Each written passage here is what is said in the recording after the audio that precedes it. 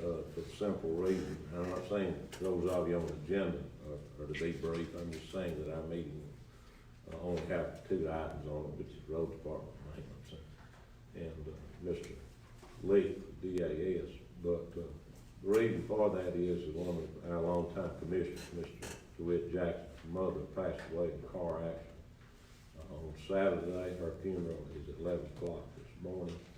Mr. Jackson served with distinction for 16 years here with us, and as Mr. Black's took his place, who also serves with distinction, we felt it only necessary to forego the business that we had, that we could attend that service for Ms. Jackson. She was always very kind to us, to fix lunch for us on many varied occasions, and I personally know them all my life, and so we just wanted to do that for them this morning, and that's the reason that our meeting was cut short. We notified the press, but we thank you for being here anyway, for taking your time to be here, and we always appreciate the good job that all of you do for us.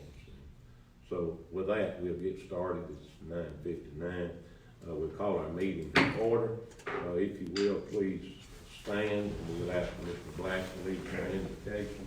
Mr. Tyson in our pledge. Thank you, Lord, for being with us, Father. I ask that you be with the Jackson family as they're going through this. And Father, I ask that you be with our meeting today and give us godly guidance, Lord, as we go through this. And thank you, Jesus, and ask this in Jesus' name. Amen. Amen. Right. Please face the flag. Attention, salute, pledge.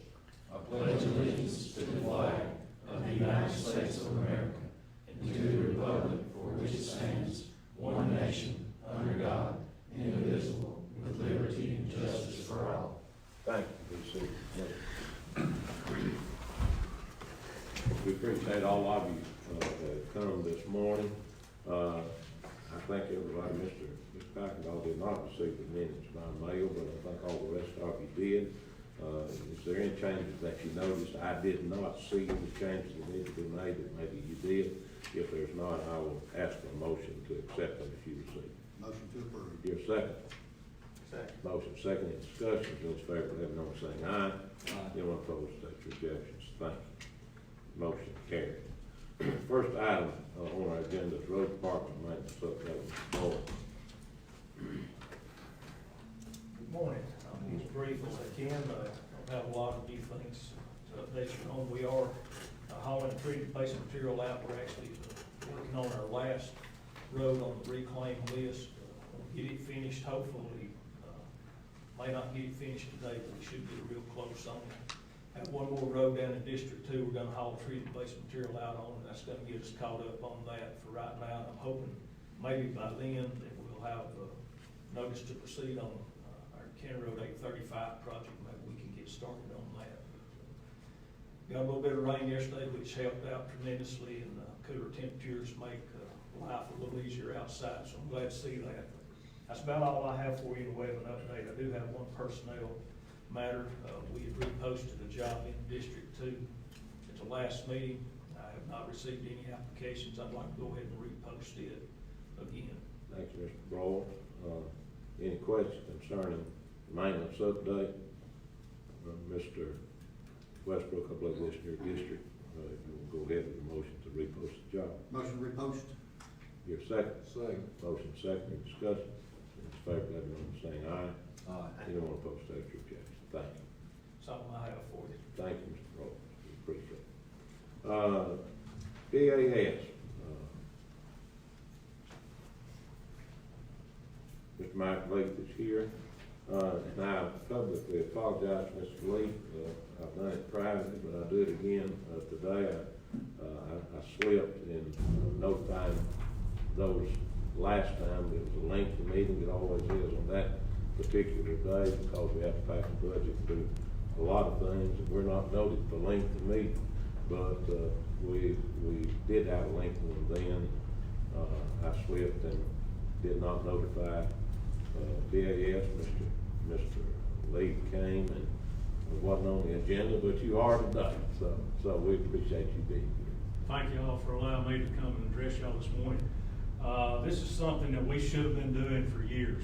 And as we are moving forward in future things as far as DAS and the Hospital Association is concerned, we are going and applying for advanced accreditation through a couple of agencies, one of them being the Commission on the Accreditation of Ambulance Services, which requires us to come before our appointing authority and report to them from time to time on the issues that we've got going, the progress of the service, what our plans are for the future.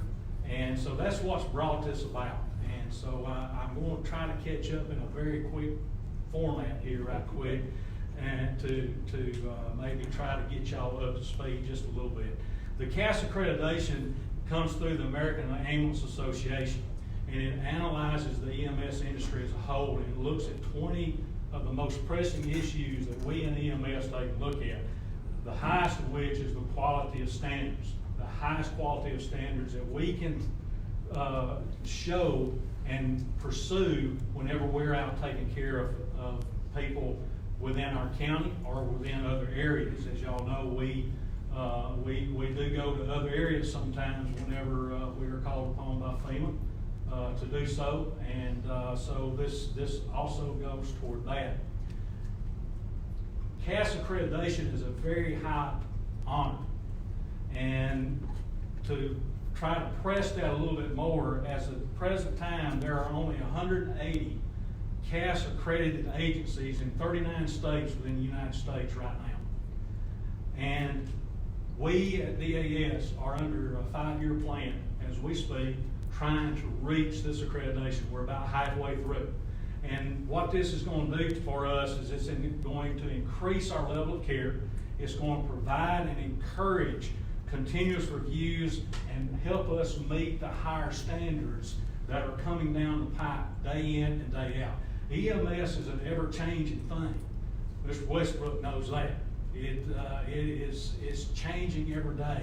And even as far down as the reimbursement issues for Medicare and other insurance companies are changing every day.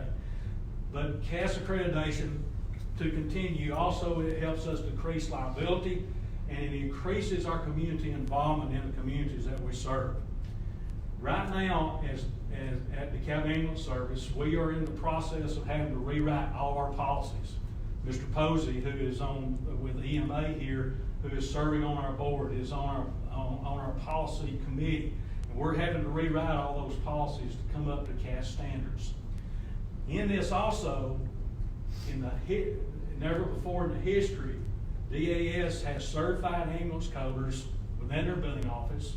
We have certified ambulance compliance officers. We have certified ambulance privacy officers and HIPAA privacy officers, all of them carrying certifications, which they can go toward this accreditation. Never before has DAS had this.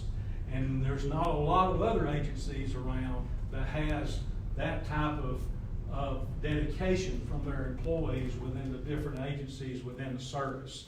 Currently, we have 53 full-time employees, 31 part-time employees working out of 6 stations within the county. In 2018, and again this year, we have received the Culture of Excellence Award from the Department of Public Health within the state of Alabama. We again are working on the 5-year plan to where we're able to take and get into this accreditation to help us maintain the highest level of reimbursement that we can obtain from Medicare and from other insurance services. In 2018, there was a bipartisan budget act passed that is taking and changing Medicare again. And we don't know exactly how it's going to. We do know that it's going to base reimbursement to services on a cost data collection initiative, which is going to look at financial data, expense data, salary data, all the different data packages that they can look at to set reimbursement packages. We have already sent our chief financial officer to a class to be able to start getting this data collected. Because in 2020 is when it's going to start. It's going to go for 4 years after that. So if we get selected, we need to be able to provide that data. One of the things that worries us is that there are a lot of smaller services that may not have the ability to be able to do this. And whenever the reimbursement things comes down, that will be factored in also, and the larger services are going to suffer because of it. So we're going to try to do our part to be able to take and be able to give them the data they want, where we're able to take and increase, keep our reimbursement level at a higher level through the insurance companies. Our employees are very dedicated. If any of you have been around talking to them, they are dedicated to the things that we are trying to do. We have supplied them with some of the most up-to-date equipment that can be imagined. Our guys can sit in the back of the truck, take and send a 12 lead EKG direct to the hospital. They can send it to a physician if they need to. They are able to take and do CPR chest compressions with machine mount, called a Lucas 3 that we have been able to purchase. Does perfect CPR compressions whenever it is put on a patient. We have a ventilator that we have purchased to take some of the burden off of the hospital to be able to transport sick and injured, critically ill patients without the hospital having to take people away from their services to send with us to operate their equipment. So we have all this equipment there, we have all the knowledge there, and we've got the people that will sit there and do what needs to be done to take care of these patients. We also are providing $10,000 a year to Northeast State College as an EMS scholarship fund. And this is available for anyone. It's not only available for people that are coming out of high school, but if there are people that's within fire services or rescue services or things like that are dedicated to getting into EMS, they can apply for that scholarship also. So we are doing a lot of things within the community to be able to take and spread out the knowledge base and be able to spread out the services that we as a service are able to give the people of this county. Real quickly, and then I'm going to be done. And I'm leaving out a lot here, but that's fine. No, I'm fine. But there's 3 things that I really want to share with you today. We, as a board, were appointed by you all to do a job, and we have tried the best of our ability to do this. About 8 years ago, former director that all of you know, Mark Ford, came to the board with a plan. And in that plan, he wanted us as a board to be able to put back enough funding for DAS to survive for 6 months should anything happen and Medicare not be able to fund us, or insurance companies not be able to fund us, or they be slow in getting that. It's taken us about 8 years, but we've reached that goal. So if something happened right now, we would be able to maintain our current operation without laying off a person, without selling a truck, without closing the station for a period of 6 months. And I think that's a pretty big deal whenever you take a look at our size. Like I said, it's taken us 8 years to do that. And we've had to dip into it a couple of times because of slow payment from some insurance companies and all, but we've been able to put that back, and we're being able to maintain that. Another thing that we wanted to do as a board was to diversify ourselves a little bit.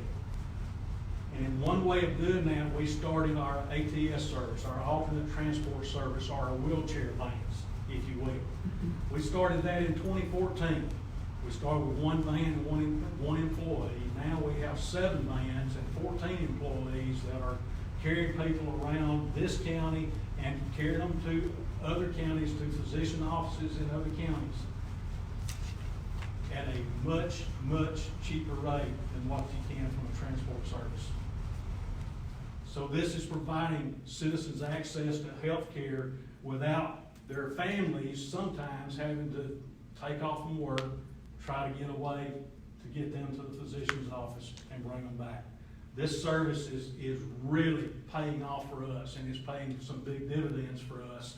And it gives us another means of revenue, if you will, in times whenever things slow down. The last thing I want to share with you is we have just purchased a 20-acre tract of land in the city of Rainsville. And we did this for a twofold reason. One is we needed to relocate our station at Rainsville. That station was in a poor location. It was having to come up out of a hole. Couldn't see very well coming out of the drive to get out on 75. And in bad weather, such as snow and ice, we were having to relocate them through some partnerships with Rainsville Fire to the fire station because they couldn't get out there. So we needed to relocate that station. And I've had people ask, well, why 20 acres? This is why. This goes along with our further diversification project. That 20 acres gives us the capability to be able to partner together with Mr. Trammell and the folks at Quorum Health and any other physician or medical facility, and be able to come into that parcel of land as well as the parcel of land that's currently behind the hospital that we own, and be able to take and bring about office complexes or facilities for patient care facilities other than all of them being grouped here in one place. And that gives us a avenue, if you will, to be able to take and further diversify our income where we're able to pull income from other sources instead of just from insurance and Medicare. So that's why we decided to go with the 20-acre tract at Rainsville. It gives us that further diversification. We don't know what's going to lay ahead. None of us do. If we did, it'd probably scare us to death. But we don't know what's going to lay ahead. We don't know what insurances are going to do. We don't know what Medicare is going to be able to do in the coming years. We don't know any of those things. All we can do as a board is to send our folks, our experts, if you will, to places to be able to gather all the information that we can possibly gather, and then take that information and try to plan for the future.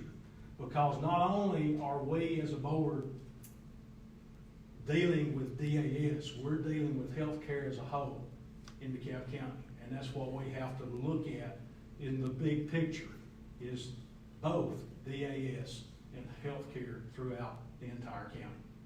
So that's where we are. That's sort of what our plans are. And I know it's real condensed down, and I apologize for sort of trying to rush through it, but I know y'all got things to do.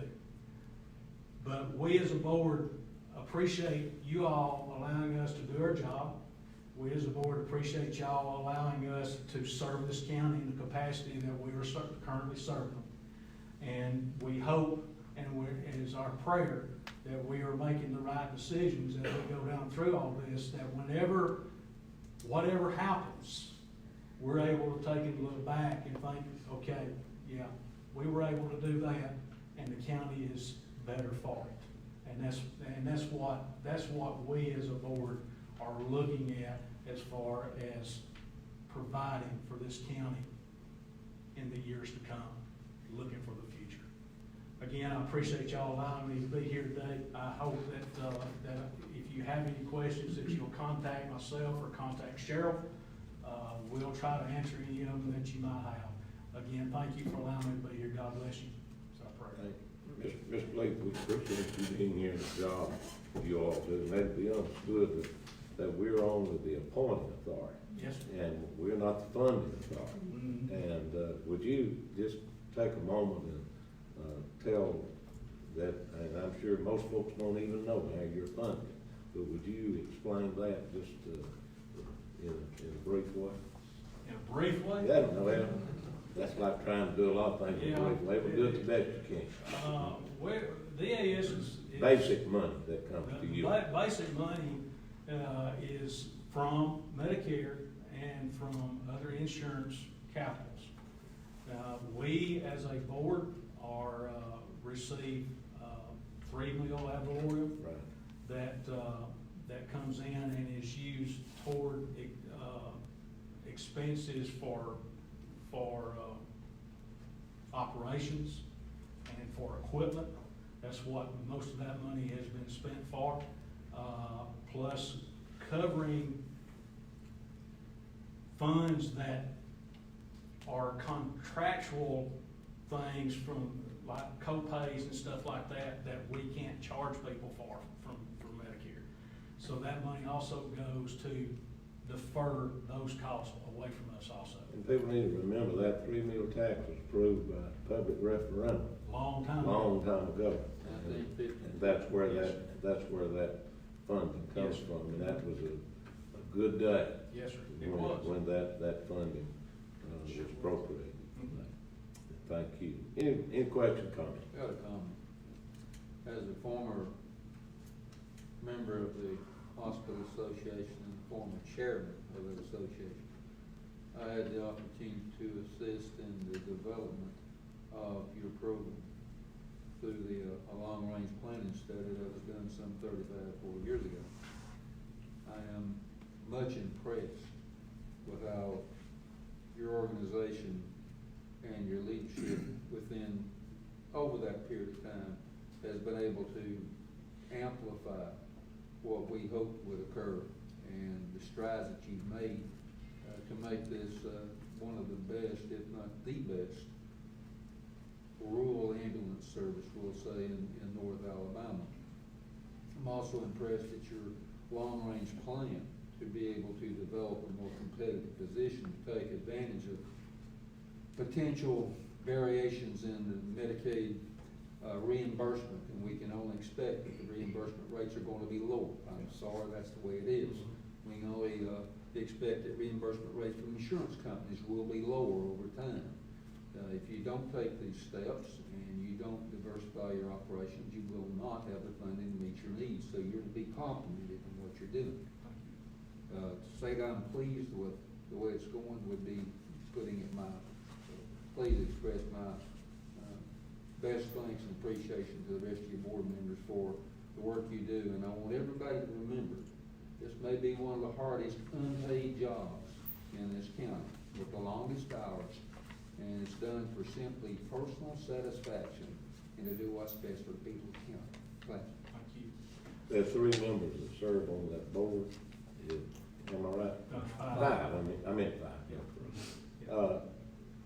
Besides yourself, tell us who else serves on There that board. myself, Mr. Sam Phillips is District 4, Phillips Engineering. Miss Patty Pope, who is the Chief Financial Officer for the city school system, I think is the chairman's appointee. Mr. Tony Taylor is with Geraldine Rescue and Geraldine Fire, is from District 2, Mr. Westbrook's district. And then Mr. Posey with EMA is from District 1, Shane's district. So that's the 5 members that are currently serving. And it's a pretty diversified thing there where we have both business, financial, and then emergency response all sort of rolled in there, and everybody's expertise is falling on the table. The ways these are appointed, each commissioner appoints one, then I appoint a member at large.